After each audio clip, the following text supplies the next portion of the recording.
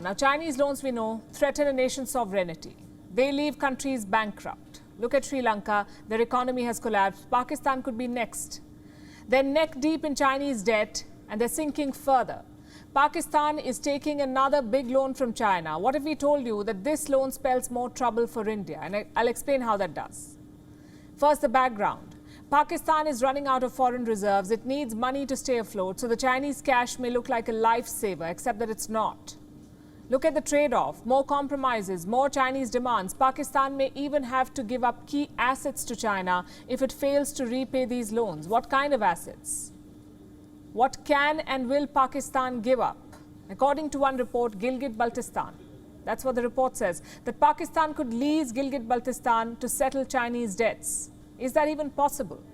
This is Indian territory occupied by Pakistan. Can they lease it to China?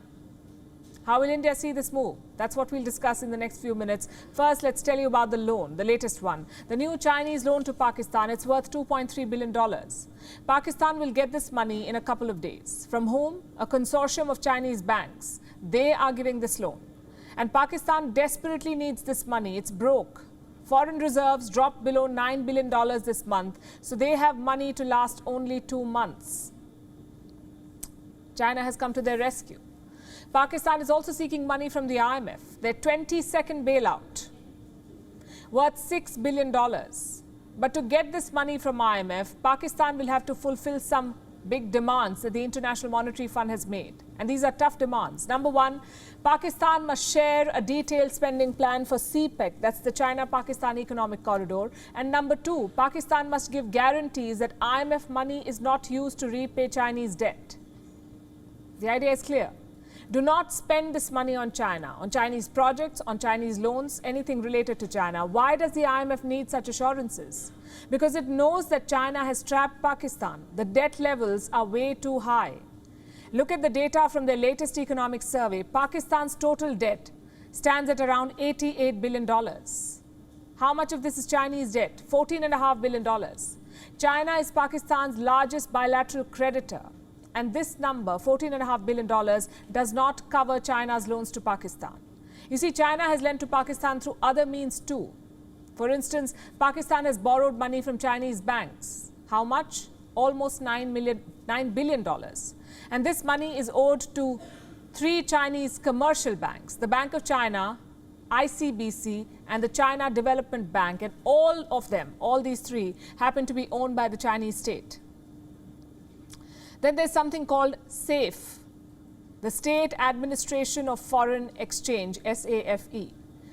This is a Chinese government agency. It manages China's foreign reserves. SAFE has given loans to Pakistan too. How much? At least $7 billion. So how much does Pakistan really owe China? It's hard to give an accurate figure because money flows through many channels and a lot of it is not transparent. But there are some estimates. Pakistan owes more than $24 billion to China. That's almost 30% of Pakistan's total external debt. 24 billion. And now it is borrowing another $2.3 billion. How will they repay these loans? The IMF won't lend them to repay Chinese loans, and China won't leave them. So how will Pakistan meet its debt obligations? It may have to give up assets, like ceding control of parts of Gilgit Baltistan. And we are not the ones saying it. This has come from Mumtaz Nagri. He's the chairman of the Karakoram National Movement. It's a local anti-Pakistan group. Now, Nagri says Pakistan could pay off its debt by leasing out Gilgit Baltistan to China. We haven't been able to independently verify these reports. But if Pakistan does something like this, it is going to be a grave provocation because Gilgit Baltistan is part of India. And China has repeatedly violated India's sovereignty here with Pakistan's help. China is exploiting Gilgit Baltistan. It is their gateway to CPEC, the showpiece project of the Belt and Road Initiative, CPEC, China-Pakistan Economic Corridor. Since 2018, the local population has feared that China wants to grab their land. That's when Pakistan took over 500 acres of land in 2018. Again, this was done in the name of CPEC.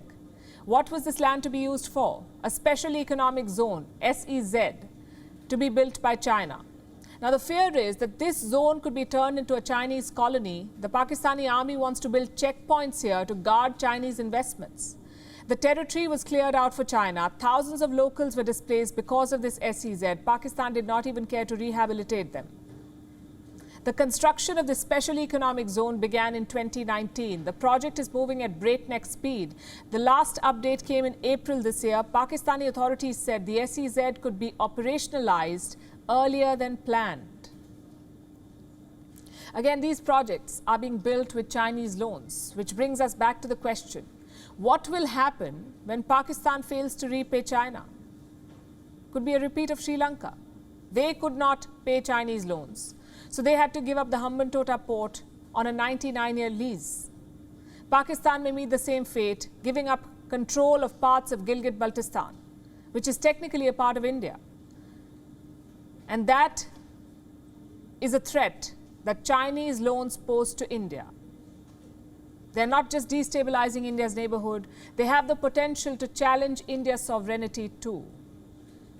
WION is now available in your country. Download the app now and get all the news on the move.